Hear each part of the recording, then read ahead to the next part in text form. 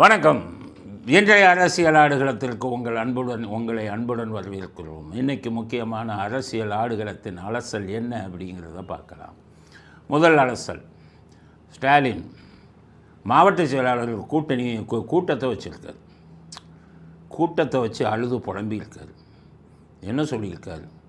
ஒரு சுனாமி வந்து போச்சு இந்த தேர்தலில், அதனால் யாரும் கவலைப்படாதீங்க, நம்மெல்லாம் திரும்ப மீண்டு அந்த சுனாமியை எதிர்த்து மறுபடியும் ஆட்சியை பிடிக்கணும் அப்படின்னு மாவட்ட செயலாளர்கிட்ட பேசியிருக்காரு. ஆனால் நான் என்ன சொல்கிறேன், இப்போ வந்தது சுனாமி இல்லை, தேர்தல் சுனாமிங்கிறார் யார்? ஸ்டாலின். நான் என்ன சொல்கிறேன், இப்போ வந்தது தேர்தல் கொரோனா. காலி ஆகிட்டீங்க. 59 பேர் தான் பிழைச்சிங்க, மீதியெல்லாம் காலி கொரோனாவில். ஸ்டாலின் உள்பட எல்லாம் காலி. இந்த 59ம் விஜய்ங்கிற வைரஸ் இன்னும் உள்ளே இருக்குது. விஜய்ங்கிற கொரோனா வைரஸ் உள்ளே இருக்குது. ஒவ்வொன்றா காலியாகும். எனி டைம் எப்போ அவங்கன்னு யாரும் சொல்ல முடியாது. அதனால் 59 ஒன்றா காலியாக போகுது. அது இது சுனாமியை விட டேஞ்சரஸ். அதனால் கொரோனா வைரஸில் திமுக மாட்டிக்கொண்டது. அதனால் இனி மீள்வதற்கு வாய்ப்பே கிடையாது. தடுப்பூசி போட்டாலும் உங்களால் ஒன்றும் பண்ண முடியும். எந்த தடுப்பூசி உங்களுக்கு போட முடியும்? தடுப்பூசி இந்த கொரோனாவை தடுக்கக்கூடிய தடுப்பூசியை இன்னும் கண்டுபிடிக்கலை. இது இறைவனாக வந்த இறைவன் கொடுத்த கொரோனா. விஜய்ங்கிற கொரோனா இறைவன் கொடுத்தது. இதுக்கு தடுப்பூசியை வேலை செய்யாது. உங்களை காலி பண்ணுறதுக்காகவே இந்த விஜய் கொரோனாவை அவர் கொண்டு வந்திருக்கிறார். ஸ்டாலின் பேசின இந்த முதல் கருத்துக்கு நம்முடைய பதில் கருத்து. அடுத்து அந்த மீட்டிங்கில் என்னென்ன பேசியிருக்காருன்னு பாருங்கள். நிறையா வேடிக்கையாலெலாம் பேசியிருக்காரு. நம்ம தோற்றதுக்கு மிகப்பெரிய காரணம் சமூக வலைதளங்கள். அதில் நம்மளை பற்றி கழுவி ஊற்றிட்டான் எல்லா பேரும். கழுவி ஊற்றுனதில் நம்ம பேர் ரொம்ப கெட்டு போச்சு அப்படிங்கிறது. எங்கே கழுவி ஊற்ற விட்டீங்க? எல்லாத்துக்கும் காசை கொடுத்து பணத்தை கொடுத்து நீங்கள் தானே இது பண்ணீங்க. கழுவி ஊற்றுனது கொஞ்சம்தான். கொஞ்சத்திலேயே அடையாளம் தெரியாமல் போயிட்டீங்க, காணாமல் போயிட்டீங்க. ஃபுல்லாக கழுவி ஊற்றிருந்தால் உங்கள் நிலைமை என்ன ஆகும்? கோடிக்கணக்கில் செலவு பண்ணீங்க. அவர் சொல்கிறார், திமுககாரர்கள் இனிமேல் சமூக வலைதளத்தில் நேரடியாக ஈடுபட வேண்டும். நேரடியாக தானே ஈடுபட்டான், ஒழுங்காவாக ஈடுபட்டான். நாங்கள் ஏதாச்சும் பேசுனா கெட்ட வார்த்தையில் திட்ட வச்சிங்க. உங்கள் சபரீசன் சமூக வலைதளத்தில் அறிவுபூர்வமாக பேசணும். அவன் கெட்ட வார்த்தை, இது வார்த்தை, ஸ்டாலின் வாழ்க, உதயநிதி வாழ்க, இப்படி தானே போட்டான் உங்கள் வலைதளத்தில். அது அவங்கள தாக்கி பேசுனா கெட்ட வார்த்தை. திருப்பி நாங்கள்லாம் திட்டினோம்னா தாங்க மாட்டீங்க. நீங்கள் கூலிக்கு மாரடிக்கிற ஆளுங்க. கூலிக்கு ஆளு கொடுத்து சமூக வலைதளங்களில் வந்தீங்க. நாங்கள்லாம் ஆரம்பித்தா உணர்வுபூர்வமானாலும் உங்களுக்கு ஓட வச்சிடணும். அதனால் சமூக வலைதளங்களில் இப்போ தாவைக்கா எப்படி இருந்தது? சமூக வலைதளங்களில் கூலிக்கு கொடுத்தவனா பேசுனா உணர்வுபூர்வமாக அவங்க ஒவ்வொரு ஷார்ட், ஒவ்வொரு ரீல். உங்கள் பெண்ணுங்கிற நிறுவனத்தில் உங்கள் சபரீசன் கோடிக்கணக்கான ரூபாய் கொடுத்து போட்ட ரீல் எல்லாம் தாவேக்கா தொண்டன் தனித்தனியால் அவன் உணர்வுபூர்வமாக போட்டான். அதுதான் காலி பண்ணான் அவங்களை. அதனால் நீங்கள் காலி பண்ணணுங்கிறது, காலி ஆகணுங்கிறது இறைவனின் விருப்பம். அது தாவேக்கா தொண்டர்கள் மூலமாக தான் நிறைவேறி இருக்குது. அதனால் சமூக வலைதளங்கள் எல்லாம் இப்போதுக்கு மூளை வேணும். உங்கள் ஆளுகிரி எவனுக்கும் மூளை கிடையாது. உங்கள் ஐடி விங்க நடத்துகிறவனுக்கும் மூளை கிடையாது. அதில் இது போடுற ஐடி விங்கில் இருந்து வீடியோ போடுறவன், ரீல் போடுறவனுக்கும் மூளை கிடையாது. அதனால் சமூக வலைதளம் தான் உங்களை அடித்தது அப்படிங்கிறது சரியான விஷயம். அதிலிருந்து நீங்கள் மீள முடியாது. அவர் என்ன சொல்கிறாரு, உதயசூரியன் மறைஞ்சிட்டா திருப்பி உதிச்சிடணும். உதயசூரியன் மறையவே முடியாது. உங்கள் உதயசூரியன் கதை எடுப்போமே ஸ்டாலின். எப்போ மறைஞ்சிங்க, எப்போ உதிச்சிங்க? சாதாரண உதயசூரியன் காலையில் உதிக்கும், சாயங்காலம் மறைஞ்சிடும், மறுநாள் காலையில் உதிச்சிடும். ஆனால் திமுக உதயசூரியன் எப்படி உதித்தது, எப்படி மறைஞ்சது சொல்லவா கதை? 1972 எம்ஜிஆர் வந்தோடனே திமுக உதயசூரியன் மறைஞ்சிருச்சு. அது திருப்பி எப்போ உதித்தது தெரியுமா? 17 வருஷம் கழிச்சு. 17 வருஷம் கழித்து 1989 தான் அடுத்து உதித்தது. அடுத்தது 1991 மறைஞ்சது. அடுத்தது ரஜினிகாந்த் ஆசியால், ரஜினிகாந்த் ஆதரவால் 96 உதித்தது. 5 வருஷத்தில் மறைஞ்சது. 2001 மறைஞ்சது, 2006 உதிச்சது. 2006 5 வருஷம் மைனாரிட்டி கவர்மெண்ட்டாக இருந்து 2011 மறைஞ்சது 10 வருஷம் ஆச்சு உதிக்கிறது. உங்கள் அதை இப்போ முடிவு பண்ணிட்டார் சூரிய பகவான். இந்த பயலுக நம்ம பேரை வச்சுக்கிட்டு வாலாட்டிக்கிட்டே இருக்கான். எதுக்கு எடுத்தாலும் நம்ம பேரை சொல்கிறான். பண்ணுறது பூரா கனியாயம், அக்கிரமம், அயோக்கியத்தனம். நாட்டை கொள்ளையடிக்கிறான், மக்கள் பணத்தை கொள்ளையடிக்கிறான். கேட்டால் உதயசூரியன் மறையாதுங்கிறான். அதனால் இனி நிரந்தரமாக இவங்களை மறைச்சிட வேண்டியது தான் அப்படின்னு சூரிய பகவான் முடிவு பண்ணிட்டார். அதனால் ஸ்டாலின் சொல்கிறேன், இதுக்கப்புறம் உதயசூரியன் உதிக்காது, அது இறைவனின் கட்டளை அப்படிங்கிறத புரிஞ்சுக்கங்க அப்படிங்கிறது ஸ்டாலின் அந்த மாவட்ட செயலாளர்களில் பேசுகிறார். இந்த ஆட்சி ரொம்ப நாளைக்கு நீடிக்காதான், அதையும் சொல்கிறார். இந்த ஆட்சி ரொம்ப நாளைக்கு நீடிக்காது. அடுத்த எம்பி எலெக்ஷன் அப்போ 2க்கும் சேர்த்து தேர்தல் வந்துருக்கான். இப்போ ஆட்சி எப்போ வேணாலும் கவிடலாம், ரெடியாக இருங்க. 2029 ஆண்டு நாடாளுமன்ற தேர்தலோடு சட்டமன்றத்திற்கும் தேர்தல் வரக்கூடிய வாய்ப்பு இருக்குது. அடுத்த எம்பி எலெக்ஷனுக்கு இன்னும் 3 வருஷம் இருக்குது. அப்போ 3 வருஷம் இந்த ஆட்சி இருக்குது, அப்படி இருக்க போகுதுங்கிறத ஒத்துக்கிறார். அடுத்த எம்பி எலெக்ஷன் 2029 வருது, இப்போ 2026. ஆனால் ஸ்டாலினுக்கு ஒன்று சொல்கிறேன், இப்போ 40க்கு 40 வாங்கியிருக்கீங்க. அடுத்த எலெக்ஷனில் 4 எம்பி கூட வாங்க மாட்டீங்க. அடுத்த எம்பி எலெக்ஷனில் தாவேகாவின் ஆட்சியும் இருக்கும். உங்களுக்கு எம்பி 40லேருந்து 0 போனாலும் போகும், இல்லை 3 நாளோட தப்புனாலும் தப்பும் அப்படிங்கிறதையும் புரிஞ்சுக்கங்க அப்படிங்கிறத அவருக்கு சொல்லி தான் புரிய வைக்கணும். ரொம்ப இதில் இருக்க, ரொம்ப விரக்தியில் எல்லா பேரும் காலி பண்ணிட்டான். முன்னாடியெல்லாம் எங்களுக்கு வந்த செய்தி, அவங்க வீட்டில் செலவே இருக்காங்க. மாதம் என்னடா பொருள், மார்க்கெட்டு, மளிகை கடை எல்லாம் செலவு பார்த்தா யாரோ செலவு பண்ணிக்கிட்டு இருப்பாங்க.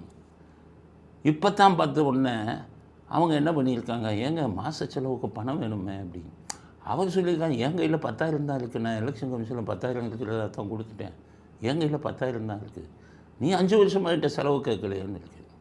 அப்போ சொல்லியிருக்காங்க, நம்ம திருவண்ணாமலையார் இருக்கார்ல, திருவண்ணாமலையார்னா ஈஸ்வரன் இல்லை, திருவண்ணாமலையில் ஒருத்தர் இருக்கார்ல, உழைத்து முன்னேறியவர், கண்டக்டராக இருந்து இந்தியாவிலே மிகப்பெரிய கோடீஸ்வரராக ஆனவர்.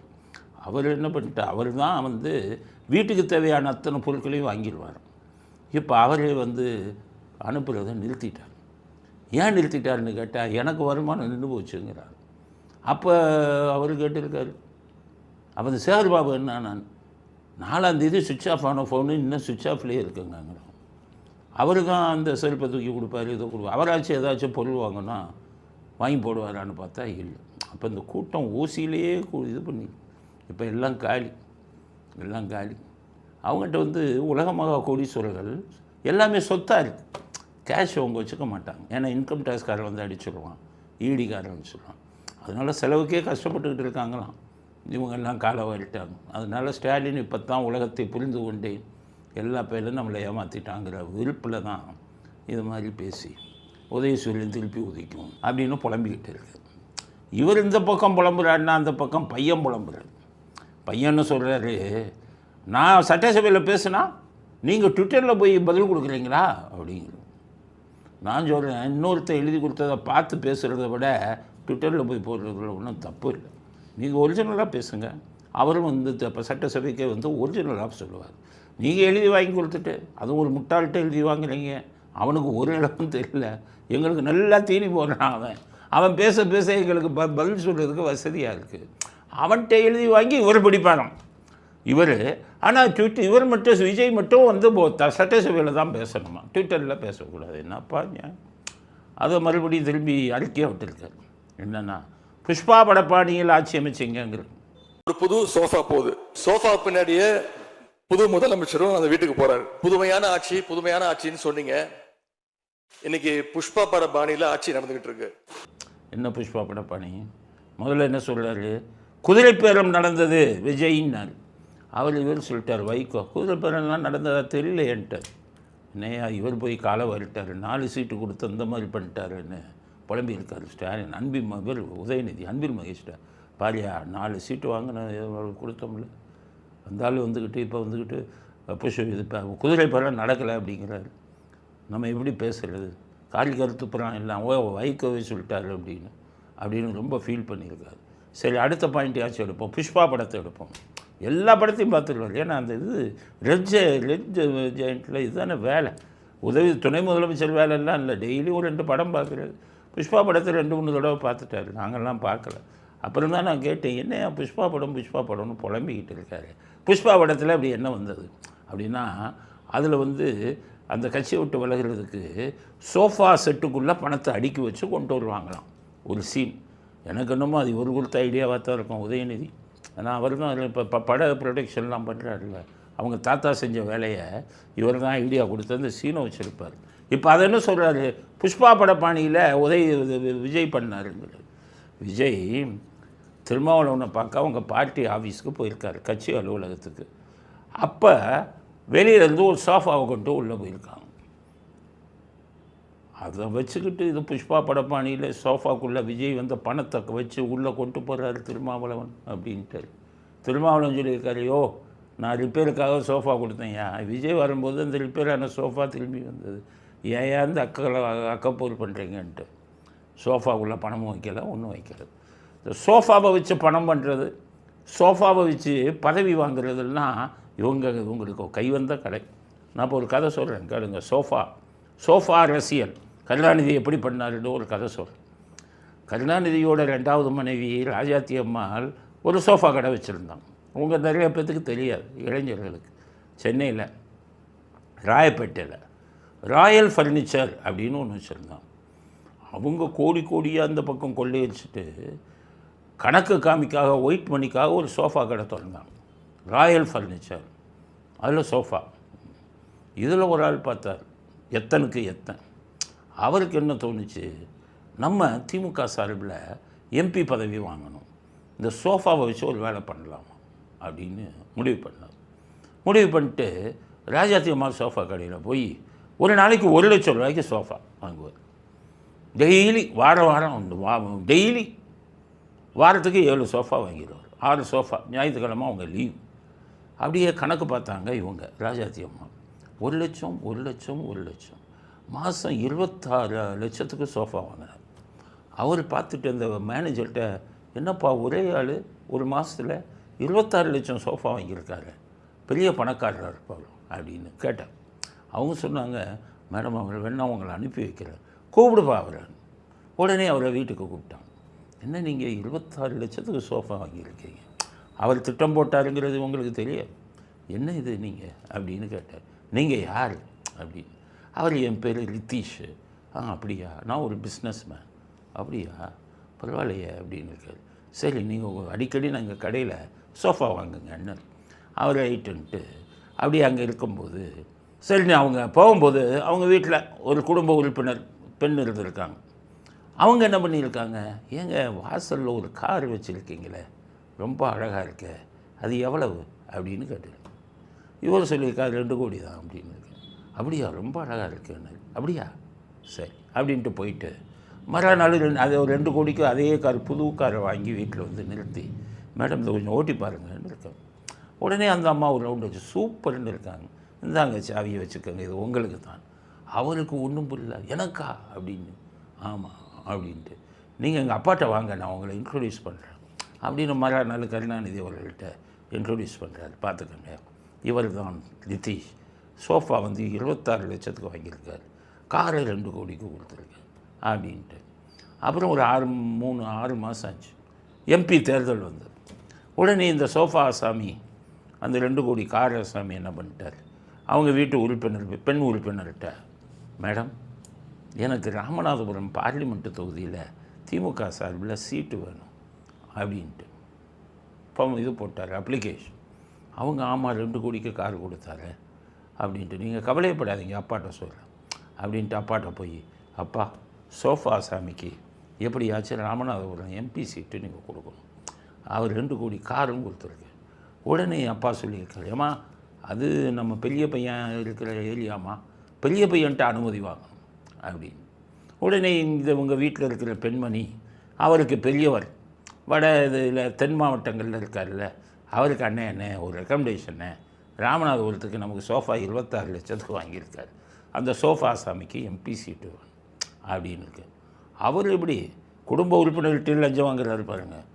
சரிம்மா நீ சொல்ல ஆளுக்கு கொடுத்துறேன், நானும் நிற்க போகிறேம்மா மதுரையில் எம்பி தேர்தலுக்கு, அங்கே வந்து ஒரு 10 கோடி ரூபா செலவாகும், 10 கோடியை உன் சோஃபா ஆசாமியை கொடுத்துட்டு நீ சீட்டை வாங்கிக்க, நான் என்ஓசி கொடுத்துட்றேன், நோ அப்ஜெக்ஷன் சர்டிஃபிகேட் அப்பாட்ட அப்படின்னு சொன்ன உடனே, அந்த சோஃபா ஆசாமிகிட்ட சொன்ன உடனே அவர் 10 கோடியை அங்கே போய் கொடுத்து 26 லட்சத்துக்கு வாங்கின சோஃபா மாதிரி அங்கே 10 கோடியை கொடுத்துட்டு ராமநாதபுரம் எம்பிக்கு சீட்டு வாங்கிட்டு போய் ஜெயிச்சு எம்பி ஆகிட்டார்.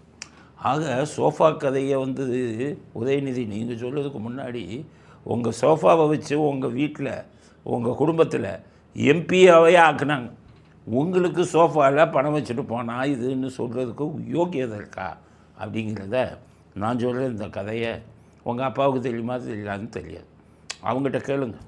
டிவி கேளப்போ இருக்காங்க மதுரை ஒரு பெரிய அண்ணனுடைய பொண்ணு, அவங்க ரொம்ப ஸ்ட்ரைட் ஃபார்வர்ட், அதனால் அவங்ககிட்ட கேளுங்க. அவர் டிவிக்கு சப்போர்ட்டர், அவங்ககிட்ட கேளுங்க. அக்கா இந்த மாதிரி கதை சொல்கிறாங்களே உண்மையானு கேளுங்க. அந்த அக்கா நிறைய கதை சோஃபா கதை சொல்லுவாங்க. சோஃபாவை வச்சுக்கிட்டு எம்பி சீட்டு கொடுத்த ஆளுங்க நீங்கள். இதில் சோஃபாவில் பணம் வச்சு விஜய் வாங்கினாருன்னு வெக்கம் இல்லாமல் சொன்னீங்கன்னா எப்படி இதாகும் அப்படிங்கிறது உதயநிதிக்கு நம்ம செய்தியாக பதம் பண்ணுவோம். அதுக்கடுத்தது திருப்பி அந்த ரீல் அதை வந்துக்கிட்டு இப்போ இவர் பேசுகிறார் செந்தில் பாலாஜி, இவரே காப்பி அடித்தது. அதாவது இதில் வந்துக்கிட்டு இன்ஸ்டாகிராம் ரீல் அரசியல் பண்ணாதீங்க, ரியல் அரசியல் பண்ணுங்கன்னே எவனோ ஒரு முட்டாள் எழுதி கொடுத்ததை படித்தார்ல நேற்று சட்டசபையில் உதயநிதி. அதை பார்த்துடுச்சு இன்றைக்கி இவர் சொல்கிறார் செந்தில் பாலாஜி, ரியல் அரசியல் பண்ணாதீங்க, ரியல் அரசியல் பண்ணுங்க அப்படின்னு அவர் சொல்கிறார். நான் என்ன கேட்குறேன், ரீல் அரசியல் ஏழு அரசியல்னு ரீலையும் ரியலையும் நீங்கள் பேசலாம் செந்தில் பாலாஜி, நீங்களே காப்பி அடித்து பேசுகிறீங்க. நீங்கள் ஜெயிலில் இருந்தீங்களா, ரீல் ஜெயிலில் இருந்தீங்களா, ரியல் ஜெயிலில் இருந்தீங்களா, தமிழ்நாட்டு மக்களுக்கு சொல்லுங்கள். நான் தான் ஆதாரத்தோடு பார்த்துட்டேன்னு உங்கள் கதையெல்லாம். ஜெயிலே போய் ரீல் ஜெயிலில் இருந்தாலாச்சே, ஜெயிலில் இல்லாமல் டாக்டர் ரூமுக்கு பக்கத்து ரூமில் போய் உட்காந்துக்கிட்டு செவத்தில் ஓட்டை போட்டு டாக்டர் ரூமில் ஒரு ஏசியை வச்சு டாக்டர் ரூமில் ஏசி ஓடும்போது அந்த பக்கத்து ஓட்டை வெளியே பக்கத்து ரூமுக்கு வந்து அப்படியே ஜாலியாக 3 எங்களை ஐஃபோனுங்களை வச்சுக்கிட்டு கூத்தரிச்ச ஆளுங்க நீங்களே ரியல் ஜெயிலில் இல்லை, ரியல் ஜெயிலில் இருந்தீங்க. அப்புறம் விஜயை பார்த்துக்கிட்டு ரியல் அரசியல் பண்ணாதீங்க, ரியல் அரசியல் பண்ணுங்க அப்படின்னு சொல்கிறதுக்கு உங்களுக்கு யோகியதை இருக்கா? அதுதாங்க உதயநிதிக்கு சொல்கிறேன். திருப்பி ரியலு இன்ஸ்டாகிராமை பற்றி பேசாதீங்க. உங்கள் இன்ஸ்டாகிராம் கதையை இபிஎஸ் என்ன சொன்னாருன்னு நேற்று வீடியோ போடல, இன்னைக்கு போட்டு கேட்டுக்கோங்க. இந்த வீடியோவை பாருங்க. இந்த இன்ஸ்டாகிராமில் அவர் ஒரு போஸ்ட்டுக்கு லைக் போடுறார். அது என்னன்னு நீங்களே முடிவு செஞ்சீங்க. எப்ப போடுறாரு? நள்ளிரவுல போடுறார். நேரம் நள்ளிரவுல இந்த லைக் போடுறார். இப்படிப்பட்ட துணை முதலமைச்சர் நாட்டுக்கு தேவையா? ஆக உங்கள் இன்ஸ்டாகிராம் கதை இது. இன்னுமே இன்ஸ்டாகிராமை பற்றி பேசுனீங்கன்னா இன்னும் பல ரகசியங்கள், உங்கள் இன்ஸ்டாகிராம் ரகசியங்கள் நிறையா வரும். நிறைய பேருக்கு நீங்கள் லைக் கொடுத்துருக்கீங்க, அதுவும் ஆம்பளைக்கு ஒன்று கூட கொடுக்கல, எல்லாம் பொம்பளைக்காக கொடுத்துருக்கீங்க. பொம்பளைக்கும் சாதா பொம்பளைங்களுக்கு கொடுக்கல, வெறும் சினிமா நடிகைகளுக்காக கொடுத்துருக்கீங்க. அந்த கதை பூரா உங்களுடைய இன்ஸ்டாகிராம் ரியல் கதையெல்லாம் வெளியில் வரும் அப்படிங்கிறத உதயநிதிக்கு செய்தியாக பதிவு செய்ய விரும்புகிறோம். அடுத்தது கண்ணீரில் டிஆர்பி ராஜு, அது ராஜா மந்திரியாக இருந்தார். டிஆர்பி ராஜா, டிஆர் பாலு அவங்க பையன் மந்திரியாக இருக்கும்போது என்ன அகந்தை, என்ன ஆணவம். அந்த ஐடியே இவர் கையில் இருக்கிற மாதிரி டிஎம்கே ஐடி விங் அப்படின்னு வெள்ளை இருக்கையா கேட்குறீங்கன்னு வெள்ளை பேப்பர் தூக்கி காட்டினார். இன்றைக்கு தேம்பி அழுகிறாராம். மன்னார்குடியில் நின்று தோற்று போயிட்டார்.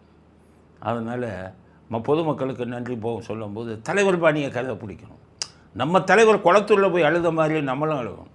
அங்கே சேகர்பாபுவும் அழுதார், இங்கே ஒரு தனியாக போய் அழுகிறார். இப்போ உனக்கு சொல்லும்போதே தேம்பி அழுகிறார். ஆனால் அந்த மன்னார்குடியில் ஜெயிச்சது யார்? டிடிவி தினகரனால நம்ம காமராஜ் தான் தெரியுமில்ல. முதல்ல ஓடினார், அப்புறம் கையெழுத்து போட்டார், ஓடினார், அப்புறம் திருப்பி நீங்கள் தான்ப்பா எனக்கு கடவுள்ன்ட்டார்ல விஜய். அவரே பார்க்குறாரு, இவர் அழுகிறத பார்த்து அவர் என்ன அறிக்கை விடுறாரு, எப்போ அவர் அழுகிறத பார்த்தா ரொம்ப பாவமாக இருக்க, நான் தான் ஜெயித்தேன், நான் ஜெயிப்பேன்னு கனவுளோட நினைக்கல, ஆனால் மக்கள் அவர் மேலே இருக்கிற கோபத்தில் போட்டாங்க. தலைவர் பாணியில் அழுதுகிட்டே இருக்கார். பாவம், அவர் ஜெயிச்சிருக்கலாம், எனக்கே மனசு கஷ்டமாக இருக்குது அப்படிங்கிறது. பொன்னாடி சட்டமன்ற தொகுதியை பொறுத்த வரைக்கும் எனக்கு என்னுடைய விட்டு சென்றிருக்கிற மரியாதைக்கு டிஆர்பி ராஜா நிறைய இடத்துல பேசும்போது கொஞ்சம் வருத்தப்பட்டு பேசினாரு. எனக்கே அது சங்கடமாச்சு. அநேகமாக அவர்கிட்டையும் போய் ஏதோ பணம் வாங்கிட்டாருன்னு நினைக்கிறேன் காமராஜ். இந்த பக்கமும் பணம், அந்த பக்கமும் பணம். முதல்ல டிடிவிட்ட பணம் வாங்கிட்டார், அதுக்கப்புறம் டிவி கேக்கு வந்துட்டார். அவங்க பணம் கேட்டிருப்பார். அதில் அதிமுககாரவங்க எதுவும் கொடுத்தாங்களான்னு தெரியல. இப்போ டிஆர்பி ராஜாவை அழுததை பார்த்து இவரும் அழுகிறார். செஞ்ச பாவம் கொஞ்சம் நெஞ்சமாக அழுதுகிட்டே இருங்க, இன்னும் பல நாட்கள் அழுகணும். அடுத்து வாய்ப்பே இல்லை ராஜா, இன்னும் 10 வருஷத்துக்கு உங்களுக்கெல்லாம் 59 பேர் கொரோனா வைரஸ் உள்ளே பூந்துருச்சு, விஜய் வைரஸ், எல்லாம் காலியாக போகிறீங்க அப்படிங்கிறது தான் பாவம். டிஆர்பி ராஜாவுக்கு நம்ம தான் ஆழ்ந்தான்னு அவங்கள தெரிவிச்சுக்கலாம். அடுத்தது டாஸ்மாக் கதைகளுக்கு வரும். 717 கடையில் மூடிட்டாங்க. விஜய் வந்த உடனே சொல்லிட்டார், பள்ளி, கல்லூரி, ஆஸ்பத்திரி, வழிபாடு தலங்கள், இது எங்கேயும் பக்கத்தில் 500 மீட்டருக்கு இருக்கிற கடையெல்லாம் மூடுங்கடான்ட்டு. இப்போ 717 கடையை மூடிட்டாங்க உடனே. ஆனால் அவங்க விஜய் அவர்களுக்கு 100 செய்தி சொல்கிறேன். மூடிட்டாங்கன்னு விட்டுருவீங்க, மூணவெல்லாம் என்ன பண்ணிக்கிட்டு இருக்கான்னு உங்களுக்கு சொல்கிறேன். அந்த டாஸ்மாக் இவங்கெல்லாம் வேலை செய்கிறவங்கெல்லாம் வேறு இடத்துல கடை தேடிக்கிட்டு இருக்காங்க. 717 இடத்துலையும். நீங்கள் ஸ்கூலுக்கு பக்கத்தில் தானே இருக்க சொன்னீங்க, இருக்கக்கூடாதுன்னீங்க. ஆஸ்பத்திரிக்கு பக்கத்தில் தானே இருக்கக்கூடாதுன்னீங்க. கோயில்கள் மசூதிக்கு பக்கத்தில் தானே இருக்கக்கூடாதுன்னீங்க. மூடியாச்சு. நான் வந்து ஒரு 1000 அடி தள்ளி நான் பார்க்குறேன். 500 அடிக்குள்ளே இல்லை, நான் 1000 அடி தாண்டி பார்க்குறேன்னு. அந்த 717 கடைக்கும் புது கடை தேடிக்கிட்டேன். அதனால விஜய் அவர்கள் சொல்லுங்கள், மூணு தான் புதுசாக கடை திறக்கக்கூடாதுன்னு சொல்லுங்கள்.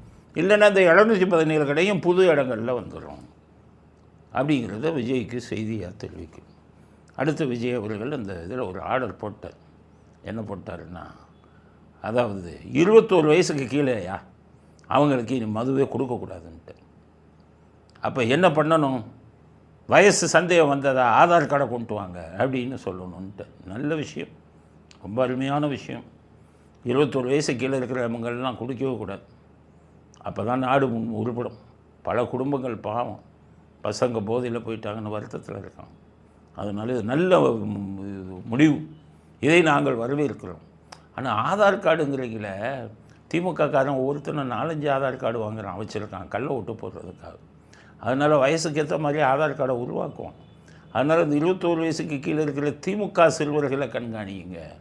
அவன் இதில் வந்து கள்ள ஓட்டு போடுறதில் போலி ஆதார் கார்டெலாம் கொண்டு வருவான். அவங்கள நல்லா கண்காணித்து திமுக காரன் கொண்டு வர ஆதார் கார்டை டபுள் செக் பண்ணி விட்டுங்க. அப்போ தான் அவன் குடிக்காமல் இருப்பான் அப்படிங்கிறது விஷயம். போக அது 10 ரூபாய்க்கு மேலே எவன் வச்சானா கைது பண்ணுன்ட்டு விஜய். டாஸ்மாக் ஊழியர்களை எவன் 10 ரூபாய்க்கு கமிஷன் வச்சு கொடுக்குறாங்கன்னா கைது அப்படின்ட்டு. குடிமகன்கள்லாம் குதிச்சிட்டாங்க. ஆனால் பாவம் கடைக்காரன், டாஸ்மாக் கடைக்காரன்லாம் அப்படியே சோர்ந்து போயிட்டான். அப்போ தான் ஒரு டாஸ்மாக் கடைக்காரனை பார்த்து, என்னப்பா 10 ரூபா நிறுத்திட்டாங்களே, உங்களுக்கு ஏன் பிரச்சனையா, ஏன் அவ்வளோ சோகமாக இருக்கீங்க அப்படின்னு கேட்டோம். அதுக்கு அந்த டாஸ்மாக் கடைக்காரன்னு சொல்கிறான், நாங்கள் 10 ரூபா வாங்கினது எங்ககிட்ட டெய்லி போலீஸ் மாமூல் கேட்குறான் சார். டெய்லி இந்த டாஸ்மாக் அதிகாரிகள் வந்து என்கிட்ட மாமூல் கேட்குறான். நான் சரியான ரேட்டுக்கு விற்றா இவனுக்கு எப்படி மாமூல் கொடுக்க முடியும், அதனால் 10க்கு விற்றேன். இப்போ மாமூல் கேட்குறவனுக்கெல்லாம் நான் எங்கே போகிறது அப்படின்னு அவனுடைய மனக்குறையை குறையும். அதனால் விஜய்க்கு ஒன்று சொல்கிறேன், டாஸ்மாகில் வேலை பார்க்குறவங்க தான் 10 ரூபா வாங்குறான்ல, அவனை கைது செய்கிற மாதிரி டாஸ்மாக் ஊழியர்கள்ட்ட கைது மாமூல் கேட்குற போலீஸ்காரனையும் கைது பண்ணும், அந்த டாஸ்மாக் அதிகாரிகளையும் கைது பண்ணும். 1 ரூபாயை லஞ்சம் கேட்கக்கூடாது. அப்போ தான் டாஸ்மாக் உருப்படும். இவன் கேட்குற லஞ்சத்தினால தான் இவன் 10-20ன்னு விற்றான் அப்படின்னு அவன் சொல்கிறான். இது எல்லாத்துக்கும் மேலே அவங்களுடைய குறையை சொல்கிறான் டாஸ்மாக் ஊழியர்கள். என்னையா உங்களுக்கு எதுவும் குறை இருக்கா சொல்லுங்கள், ஏன் 10 ரூபா வாங்குறீங்கன்னா அதுக்கு அவன் சொல்கிறான். இதெல்லாம் நம்ம புரிஞ்சுக்கணும். நம்ம தமிழ்நாட்டு மக்கள் நல்லதையும் புரிஞ்சுக்கணும், கெட்டதையும் புரிஞ்சுக்கணும். அவன் பிரச்சனை என்னையா, ஏன்டா 10 ரூபா அப்படி அவன் சொல்கிறான். ஐயா எங்களுக்கு 10,000 ரூபா தான் சம்பளம், லீவே கிடையாது, ஞாயிற்றுக்கிழமை கூட லீவு கிடையாது. அதே மாதிரி காலையில் வந்தால் நைட்டு 12 மணிக்கு தான் வீட்டுக்கு போகணும். சில சமயம் 12 மணிக்கு போலீஸ்க்கு மாமூலை கொடுத்து கிடச்சி வச்சுருக்கோம். சில சமயம் அதுக்கு மேலே ஆகுது. எங்களுக்கு இந்த வருமானத்தால் தான் ஏன் போகிறேன், இல்லைன்னா 10,000 ரூபாய்க்கு நான் ஏன் இந்த போடு பண்ணணும். 20,000 ரூபா ஒரு சம்பளத்தை கொடுத்துட்டு 10 மணி நேரம் மட்டும் வேலையை விற்றுட்டு வாரத்துக்கு ஒரு நாள் லீவ் விட்டா நாங்கள் ஏன் போய் கையெடுக்கிறோங்க. அதனால் நம்ம 10 ரூபா பிரச்சனையை மட்டும் பார்க்கக்கூடாது, அவன் பிரச்சனையும் பார்க்கணும். அவன்கிட்ட எவனும் மாமூல் கேட்காம பார்த்துக்கணும். அவனும் மனுஷன் தானே. 10,000 ரூபா சம்பளம் கொடுத்துட்டு 20 மணி நேரம் வேலை பார்த்தா என்ன பண்ணுவான்? அதனால் அவங்களுக்கும் ஒரு 20,000 ரூபா சம்பளத்தை கொடுத்து லஞ்சம் வாங்காதாடா, உனக்கு 10 மணி நேரம் தான் வேலை, வாரம் ஒரு நாள் லீவு அப்படின்னு சொன்னால் இந்த லஞ்சம் வாங்குறது நிரந்தரமாக தடுக்கப்படும். அதுக்கப்புறம் தான் அந்த கள்ளச்சாராயத்தை காய்ச்சலாம், அதை இதில் ஊற்றுறான். அதுக்கு விஜய் நடவடிக்கை எடுங்க. 100 பாட்டிலை 200 பாட்டில் ஆக்குறான்னு அவங்க கட்சி கூட்டணி கட்சியை சேர்ந்த திருமாவளவனை சொல்லுங்க. அதனால் டாஸ்மாகில் கள்ளச்சாராயத்தை கலக்கிறதுக்கும் ஒரு ஆணை பிறப்பியுங்கள். கள்ளச்சாராயம் காய்ச்சின டாஸ்மாக் இதில் ஊற்றின டாஸ்மாக் ஊழியர்களை குண்டர்கள் சட்டத்தில் அடைப்போன்னு சொல்லுங்கள். அப்போ தான் கள்ளச்சாராயம் உள்ள வரும். நம்ம பயிலுக்குப்பா அவன் எதுன்னே தெரியாமல் குடிச்சிக்கிட்டே இருக்கான், கொஞ்சம் கொஞ்சமாக கொள்ளுது. இதுக்கடையில் இன்றைக்கி ஜெகத் ரட்சகன் 7 ஸ்டார் ஹோட்டல் கட்டியிருக்கார், 7 நட்சத்திர ஹோட்டல், கிட்டத்தட்ட எத்தனை 1000 கோடின்னு சொல்கிறான். அவர் ஏன் வாங்கினாருன்னு கேட்டிங்கன்னா, டாஸ்மாக்கு சப்ளை பண்ணுறது அவர் தானே, அதிக சப்ளை அவர் தான். அப்போ டாஸ்மாக்கால் இன்னும் திமுககாரன்லாம் பொழப்பு நடத்திக்கிட்டு இருக்கான். டிஆர் பாலு, கனிமொழி, இவங்க திமுகவோட இது பினாமி, இவங்களுக்கு தான் சப்ளை போகுது. விஜய் உடனடியாக திமுக சார்ந்த எந்த நிறுவனத்துக்கும் டாஸ்மாக் இது மதுவோட உற்பத்தியை வாங்கக்கூடாது அப்படின்னு அதை ஒரு இதை போடும். அப்போ தான் டாஸ்மாக் ஃபுல்லாக சரியாகும் அப்படின்னு. அங்கேருந்து வயல் எரியிறான் செந்தில் பாலாஜி. ஐயோ ஐயோ ஐயோ, பணம் காய்க்கும் மரமாயிற்றே, எப்படியெல்லாம் அனுபவித்தோம், இப்போ யார் கையிலையோ போயிடுச்சு அப்படின்னு அவரால் தூங்கக்கூட முடியல. அதனால் இப்போ செந்தில் பாலாஜிக்கு அங்கே ஒரு கேஸ் போட்டார். செந்தில் பாலாஜியை அந்த டிரான்ஸ்ஃபார்மர், மின்சார டிரான்ஸ்ஃபார்மர் வாங்கினதில் ஊழல் பண்ணிட்டார். அதை சிபிஐக்கு அனுப்புங்கன்னு மெட்ராஸ் ஹைகோர்ட் சொல்லிட்டாங்க. அது அறப்போர் இயக்கம்னு ஒருத்தவங்க போட்டாங்க, மெட்ராஸ் ஹைகோர்ட் சொல்லிட்டாங்க சிபிஐ விசாரி. அதை ஸ்டாலின் அரசாங்கம் இருக்கும்போது சிபிஐ விசாரிக்கக்கூடாதுன்னு அப்பீல் பண்ணாங்க. இப்போ ஆட்சி போயிடுச்சு, சுப்ரீம் கோர்ட் சொல்லிட்டாங்க அதெல்லாம் முடியாது, சிபிஐ விசாரிக்கட்டும். இந்த சிபிஐ விசாரிக்கட்டும்னு நம்ம மோசம் போய்கிட்டு இருக்கோம். இந்த டிரான்ஸ்ஃபார்மர் வழக்கை மூடிடுவான் சிபிஐ, அங்கே போனால் வருஷக்கணக்காகும். கனிமொழி போய் அமித்ஷாவை பார்த்தாங்கன்னா நிறுத்தும்பார், நின்று போயிடும், டிரான்ஸ்ஃபார்மர் காலி. அதனால் முதல்ல டிரான்ஸ்ஃபார்மர் கேஸை நீங்கள் மறுபடியும் உச்சநீதிமன்றத்துக்கு போய், நம்ம இப்போது இருக்கக்கூடிய ஆட்சி தாவைக்கு ஆட்சி போய் நாங்களே விசாரிக்கிறோம், அவனுக்கு விசாரித்தா பல வருஷம் ஆகும், ஆளையும் பிடிக்க மாட்டோம் அப்படின்னு ஒரு இது கேளுங்க. அப்போ தான் டிரான்ஸ்ஃபார்மர் கேஸில் அவர் மாட்ட முடியும். இல்லைன்னா மத்திய அரசாங்கம் சிபிஐக்கு போச்சுன்னா அவன் இந்த ஜென்மத்துக்கு வர. இப்போ கரூர் வழக்கு எடுத்துக்கங்க, சிபிஐ எவ்வளவு சுகமாக விசாரித்தான். விஜய் இப்போ இதுக்கே போக மாட்டேன்ட்டான் பிரச்சாரத்துக்கு, வா இன்னைக்கு வா நாளைக்கு வான்னா. செந்தில் பாலாஜி கூப்பிட்டான், அதுக்கப்புறம் என்னாச்சு? கரூர் இது. இப்போ கரூர் இதுக்கு சுப்ரீம் கோர்ட்டில் நம்ம தாவேக்கா அவங்க கேட்டு தான் சிபிஐக்கு விசாரணைக்கு உத்தரவிட்டாங்க. அதனால் விஜய் அவர்கள் தன்னுடைய கட்சியை மறுபடியும் சுப்ரீம் கோர்ட்டில் பெட்டிஷன் போட்டு, இங்கே பாருங்கள் நாங்கள் தான் கேட்டோம், சிபிஐ விசாரிச்சுட்டு கன்னத்தில் போட்ட கல் மாதிரி வச்சுருக்கோம்.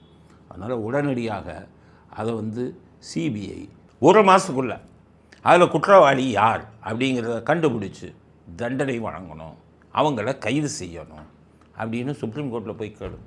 சிபிஐ காட்ட விட்டீங்க, அது ரூட் அப்படியே போயிட்டே இருக்கும். கனிமொழி அமித்ஷா சிபிஐ சொல்லி நிறுத்தும்பார். அங்கே 23 எம்பி திமுகவுக்கு சென்ட்ரல் கவர்மெண்ட்டில் இந்த கதை ஓடாது. அதனால் அவங்களுக்கு செந்தில் பாலாஜி இதை டிரான்ஸ்ஃபார்மர் கதையை முடிங்க, அதுக்கு அடுத்தது கரூர் கதையும் முடிங்க, ரியல் ஜெயிலுக்கு அவர் போகட்டும். எங்களெல்லாம் ரியல் ஜெயிலுக்கு அனுப்புனார். எப்படி அவங்க ஊரை சேர்ந்தவர் அந்த இன்ஸ்பெக்டர், பெண் இன்ஸ்பெக்டர் சைஃபர் கிரைம் 2 பேரும் பேசிக்கிறான். இந்த அம்மா இங்கேருந்து கரூருக்கு போவாங்க. அவர் சொல்லிட்டாரா செந்தில் பாலாஜி, இவனை எப்படியும் உள்ளே போகணும். இனி ஸ்டாலின்ட்டு அவரை கிடக்காருங்க, நான் அவர்கிட்ட பேசிக்கிறேன்னாராம். அப்புறம் ஸ்டாலின்ட்ட போய் பேசினாராம். அவன் பிடிச்சி உள்ளே போடுங்க, எப்படி பிளான் பண்ணீங்க எங்களை மாதிரியால் போட்டு. ஆனால் நீங்கள் ஊரை பூரா கொள்ளை அடிச்சுட்டு ரியல் ஜெயிலேருந்து தப்பிச்சிட முடியுமா? 3 மொபைல் ஃபோன் வச்சுட்டு போலீஸ் பாதுகாப்போட ஜெயிலில் இருக்க முடியுமா? நீங்களும் போய் சாப்பிடுங்க, நீங்களும் போய் தண்டனை அனுபவிங்க. ஒன்றும் தப்பு பண்ணாத நாங்களே தண்டனை அனுபவிச்சிருக்கும்போது இவ்வளவு பணத்தையும் கொள்ளையடித்த நீங்கள் வெறும் இது ஐஃபோனையும் வச்சுக்கிட்டு போலீஸ் பாதுகாப்போட டாக்டர் ரூமுக்கு பக்கத்தில் உட்காந்து வந்த ரியல் ஜெயிலு நடக்குமா? ரியல் ஜெயிலுக்கு நீங்களும் போகணும். அந்த இறைவன் ரியல் ஜெயிலுக்கு நீங்கள் செஞ்ச பாவத்துக்கு நிச்சயம் உட்கார வைப்பான் அப்படிங்கிறது அடுத்த கட்ட கருத்து. அடுத்து கேஎன்ஏருக்கு மறுபடியும் இடி அனுப்பிட்டான். சீக்கிரம் எஃப்ஐஆர் போடுங்க. இது அனுப்புனான் லெட்டர். அப்போ நம்ம ஸ்டாலின் இருந்தார்ல, அவர் தான் பாதுகாவலராச்சு, எல்லாத்துக்கும் அனாதை ரட்சகர். அவர் ரட்சகர்னு பேர் சொல்லக்கூடாது, ஏன்னு கேட்டிங்கன்னா அவர் தெய்வத்தோட பேர். இவர் பண்ண கூத்து எல்லோருக்கும் பாதுகாவலர். ஊழல் செஞ்சவனுக்கெல்லாம் பாதுகாவலர், அக்கிரமாக அயோக்கியத்தனம் பண்ணவங்களுக்கெல்லாம் பாதுகாவலர். 1020 கோடி ஊழல் பண்ணியிருக்காரியா, அவர் மேலே எஃப்ஐஆர் போடுங்கன்னு சொல்லி பார்த்தான் இடி. அசையலை அவர். ஏன்னா பங்கு இவருக்கு வந்திருக்குல்ல, இவருக்கும் ஒரு குடும்பத்துக்கும். அடுத்தது இது ஹைகோர்ட்டும் சொன்னான், அது செஞ்சு கொடுக்கல. இப்போ ஆட்சி மாற்றம் வந்துடுச்சு, இவன் சொல்கிறான் இடி எஃப்ஐஆர் போடுங்க. அதனால் விஜய் அவர்களுக்கு சொல்கிறேன், உடனடியாக கேஎன்ஏ மேலே எஃப்ஐஆர் போட்டு அவருக்கு செய்த ஊழலுக்கு உரிய தண்டனையை விஜய் அவர்கள் வாங்கி கொடுக்க வேண்டும்ங்கிறது எங்களுடைய அடுத்த கட்ட வேண்டுகோள். இத்துடன் இன்றைய அரசியல் ஆடுகளம் நிறைவு பெறுகிறது. மீண்டும் நாளை புதிய செய்திகளுடன் உங்களை சந்திக்கிறோம். நன்றி, வணக்கம், ஜெயம்.